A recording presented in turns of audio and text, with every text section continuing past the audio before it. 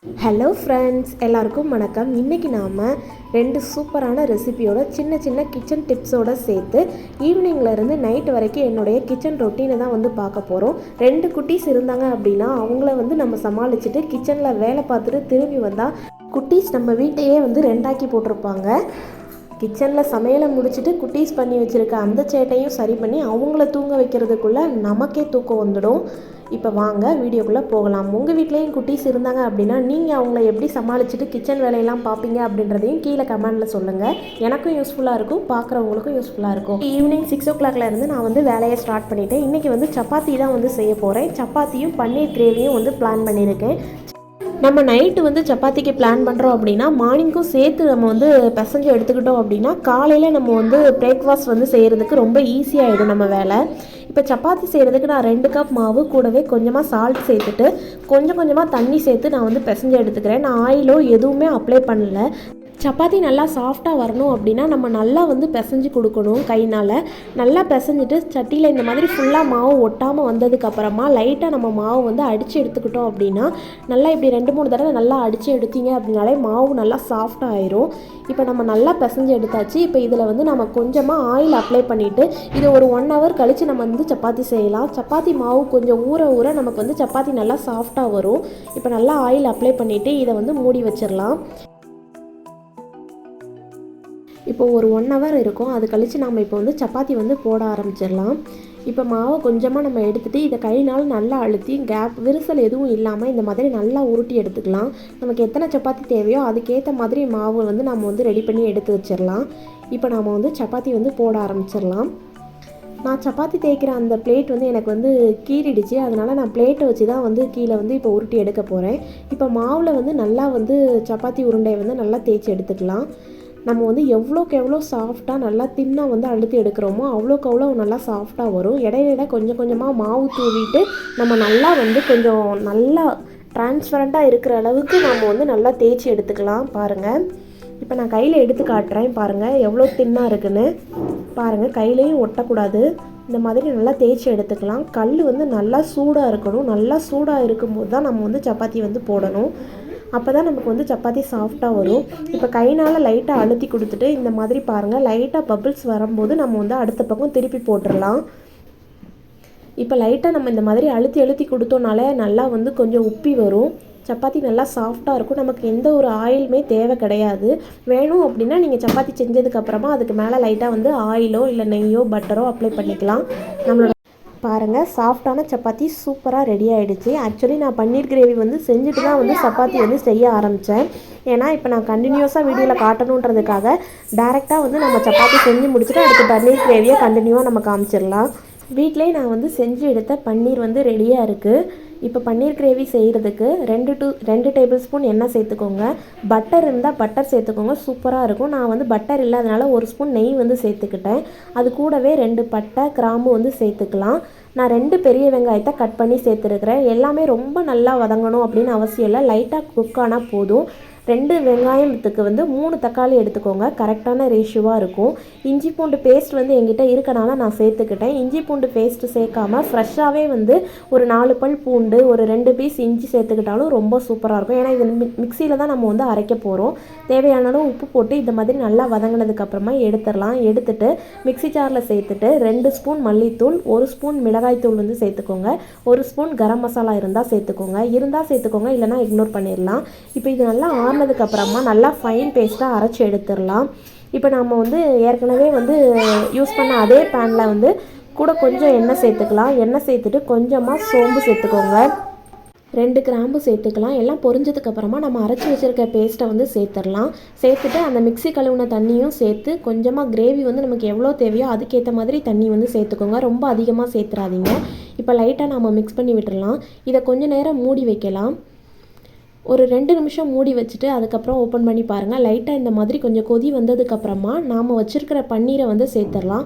பன்னீரை நம்ம எண்ணெயிலையோ இல்லை நெய்லையோ ரோஸ்ட் பண்ணி சேர்க்கலாம். நான் இன்றைக்கி டேரெக்டாக அப்படியே தான் சேர்த்துருக்குறேன்.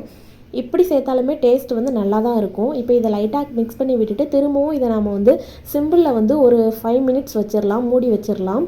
ஒரு 5 மினிட்ஸ் கழித்து ஓப்பன் பண்ணி பாருங்கள், நல்லா எண்ணெய் பிரிஞ்சு வந்திருக்கும். இந்த ஸ்டேஜ் வர்ற அளவுக்கு நம்ம வந்து குக் பண்ணணும். இப்போ நம்ம வந்து அடுப்பை ஆஃப் பண்ணிடலாம். நம்மளோட பன்னீர் கிரேவி ஆல்மோஸ்ட் சூப்பராக ரெடி ஆகிட்டு, இதில் ஃபைனல் டச்சே வந்து இந்த கஸ்தூரி மேத்தி தான், கொஞ்சமாக மல்லி இலை. இந்த ரெண்டையுமே நம்ம தூவிட்டோம் அப்படின்னா ஹோட்டல் ஸ்டைல் பன்னீர் கிரேவி நமக்கு வீட்டிலே ரெடி ஆகிடுச்சு. இன்னும் கொஞ்சம் ரிச்சாக இருக்கிறதுக்காக நான் பால் ஆடையை வந்து மிக்சியில் ஒரு சுற்று விட்டு அதையும் வந்து சேர்த்துருக்கிறேன். ரொம்பவே டேஸ்ட்டு சூப்பராக இருக்கும். நீங்களும் வீட்டில் ட்ரை பண்ணி பாருங்கள். பன்னீர் வந்து குழந்தைங்களுக்கு இந்த மாதிரி செஞ்சு கொடுங்க, குழந்தைங்க விரும்பி சாப்பிடுவாங்க. சப்பாத்தி பன்னீர் கிரேவி செஞ்சு முடிக்கிறதுக்கே 8 o'clock கிட்ட ஆகிடுச்சு. இப்போ பாருங்கள், கிச்சனில் சப்பாத்தி ஃபுல்லாக போட்டாச்சு, பால் காய்ச்சி எடுத்து வச்சுட்டேன், கிரேவியும் தனியாக எடுத்து வச்சுட்டேன், மதியம் ஆக்கின சாதத்தையும் தனியாக எடுத்து வச்சுட்டேன். கிச்சன் வந்து இந்த மாதிரி தான் இருக்குது. ஃபைனலாக மார்னிங்க்கும் சேர்த்து நம்ம வந்து சப்பாத்தி மாவு பசஞ்சு வச்சுருந்தோம் இல்லையா, அதை வந்து இந்த மாதிரி ஒரு சிப்லாக் கவரில் நம்ம வந்து தேய்ச்சதுக்கு மிச்ச மாவு இருக்கும் இல்லையா, அதையும் நல்லா வந்து இது மேலே கோட்டிங் மாதிரி அப்ளை பண்ணி விட்டுட்டு இதை நம்ம அந்த சிப்லாக் கவரில் போட்டு நல்லா வந்து ஏர் டைட்டாக க்ளோஸ் பண்ணிடணும். உள்ளே வந்து ஃபுல்லாக ஏர் இல்லாமல் நல்லா க்ளோஸ் பண்ணிவிட்டு இதை நம்ம இப்போ போய் ஃப்ரிட்ஜில் வந்து வச்சிடலாம். மார்னிங் வந்து அப்படியே ஃப்ரெஷ்ஷாக இருக்கும், கருப்பாக மாறி இருக்காது. இப்போ ஃபைனலாக பாருங்கள், நம்ம கிச்சன் வேலையெல்லாம் முடிச்சதுக்கப்புறம் குட்டீஸ் வந்து நம்ம வீட்டில் என்ன மாதிரிலாம் செஞ்சு வச்சுருக்காங்கன்னு. இப்போ ஹால் பாருங்கள், ஹாலில் எல்லா கிளாத்தெல்லாம் கீழே இழுத்து போட்டு கீழே வந்து அவங்களோட திங்ஸ் தான் வந்து வீடு ஃபுல்லாகவே கிடந்தது. அவங்கள இந்த மாதிரி நம்ம வீட்டுக்குள்ளேயே வச்சு வளர்க்கும் போது இந்த மாதிரி விளையாட விட்டால் மட்டும்தான் அவங்க வந்து ஃப்ரீயாக வீட்டுக்குள்ளே இருப்பாங்க. இல்லை அப்படின்னா நைன்னு அழுதுகிட்டே தான் இருப்பாங்க. அவங்களுக்கு எவ்வளோ தான் விளையாடிச்சாமல் நம்ம வந்து விளையாட கொடுத்தாலும் அவங்க விளையாட ஆசைப்படுறது என்னமோ நம்ம சமைக்கிறதுக்காக வச்சுருக்கிற அந்த திங்ஸை வச்சு தான். அவங்கள இந்த மாதிரி விளையாட வேண்டாம்னு நம்ம வந்து சொல்ல முடியாது. ஏன்னா நம்ம வந்து அப்பார்ட்மெண்ட்டில் இந்த மாதிரி குவார்ட்டர்ஸில் நம்ம அப்பா அம்மா குழந்தைங்க மட்டும்தான் இருக்கோம். அவங்களுக்கும் வந்து ஒரு மைண்ட் இருக்கும். இப்போ நம்ம அவங்கள வந்து வீட்டுக்குள்ளே வச்சு அடைச்சி வளர்க்குற மாதிரி தான் வளர்க்குறோம். முடிஞ்ச அளவுக்கு நம்ம வந்து அவங்கள வெளியில் கூட்டு போகிற மாதிரி சுச்சுவேஷன் இருந்தால் கொஞ்சம் நேரம் வெளியில் கூட்டு போய் விளையாட விடலாம். நம்மளால் அதுவும் வந்து அந்த டயத்தில் முடியலை அப்படின்னா அவங்கள வந்து நம்ம வந்து வெளியில் விளையாடுற மாதிரி வீட்டுக்குள்ளே தான் விளையாட வைக்க முடியும். அதுக்காக நம்ம வந்து கொஞ்சம் கஷ்டப்பட்டு வேலை செய்கிறதுல ஒன்றும் தப்பு கிடையாது. இதே நம்ம வந்து அவங்கள ஒரு இடத்துல உட்காந்து நீ விளையாட அப்படின்னு சொன்னால் அவங்க வந்து இந்த காலத்தில் இப்போ இருக்க சிச்சுவேஷனில் என் பொண்ணுலாம் வந்து ஒரு இடத்துல சும்மா உட்காந்து விளையாடுன்னு சொன்னால் அவள் கேட்குற பொருள் வந்து ஃபோன் தான். அவள் வந்து ஃபோனை பார்த்து இப்போ ஓரளவுக்கு அதிலே அடிக்ட் ஆகிற மாதிரி ஆகிறதுக்கு பதிலாக நம்ம இந்த மாதிரி வீட்டுக்குள்ளே அவங்கள விளையாட விட்டோம் அப்படின்னா போதும்.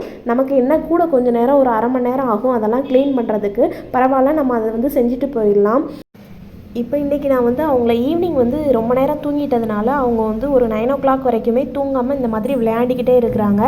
முடிஞ்ச அளவுக்கு அவங்கள தூங்க வைக்கிறதா இருந்தால் மதியானம் ஒரு 12 மணிலேருந்து ஒரு 2 மணி இந்த டயத்துக்குள்ளே நம்ம அவங்கள தூங்க வச்சுட்டோம் அப்படின்னா தான் அவங்க வந்து ஈவினிங் வந்து தூங்குறத வந்து அவாய்ட் பண்ணுவாங்க. ஈவினிங் தூங்கிட்டாங்க அப்படின்னா கண்டிப்பாக அவங்க வந்து நைட்டு வந்து சீக்கிரமாக நம்ம அவங்கள தூங்க வைக்கவே முடியாது. முடிஞ்ச அளவுக்கு அவங்கள ஈவினிங் வந்து தூங்க விடாமல் மதியான டைமில் நம்ம வந்து தூங்க வைக்கலாம். நீங்களும் இந்த மாதிரி குவார்ட்டர்ஸில் அப்பார்ட்மெண்ட்டில் வச்சு குழந்தைங்கள வச்சிட்ருக்கீங்க அப்படின்னா நீங்கள் எந்த மாதிரிலாம் குழந்தைங்கள வந்து பார்த்துக்கிறீங்க அப்படின்றத கீழே கமெண்ட் பண்ணுங்கள். கண்டிப்பாக நான் வந்து பெட்லலாம் வந்து விரித்து போட்டதுக்கப்புறம் திரும்பவும் வந்து என்னோடய பையன் வந்து திரும்பவும் ஒரு ஹேண்ட்பேக் வந்து எடுத்துகிட்டு அவனும் திரும்பவும் அதே பெட்டில் ஏறி விளையாட ஆரம்பிச்சிட்டான். இப்போ நான் பெட்டெல்லாம் விரித்து போட்டேன் அப்படின்னா அவங்க வந்து அதில் தான் வந்து விளையாடுவாங்க. அவங்க அங்கே கொஞ்சம் நேரம் விளையாடுறதுக்குள்ளே நம்ம வந்து கிச்சனில் வந்து க்ளீனிங்கையும் வந்து முடிச்சிடலாம். இது செய்கிறதுக்கு நமக்கு வந்து அரை மணி நேரம் தான் ஆகும். இந்த அரை மணி நேரம் நம்ம செய்கிறதுக்குள்ளேயே அவங்க வந்து அங்கே ஒரு வழி பண்ண தான் செய்வாங்க. நான் கிச்சன் க்ளீன் பண்ணிக்கிட்டு இருக்கையிலே வந்து தியா வந்து என்கிட்ட பேச ஆரம்பித்தா. வேலை செய்வேன். என்ன வேலை புரியல அம்மாக்கு? அம்மா வேட்டை வட்டி பெட்டிக்குள்ளே போடுவேன்.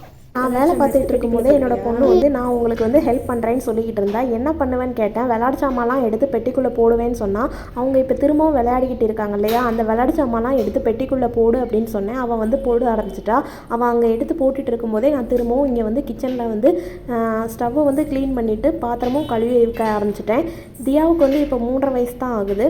ஆனால் கொஞ்சம் கொஞ்சம் நம்ம சொன்னால் வந்து அவள் வந்து எதையாவது எடுத்து வை அப்படின்னு சொன்னால் அவள் செய்வாள். நம்ம வந்து முடிஞ்ச அளவுக்கு குழந்தைங்களை நம்ம வந்து சின்ன சின்ன விஷயங்கள் அவங்களோட விளையாட்டு சாமாவை அவங்கள எடுத்து போட சொல்லலாம்.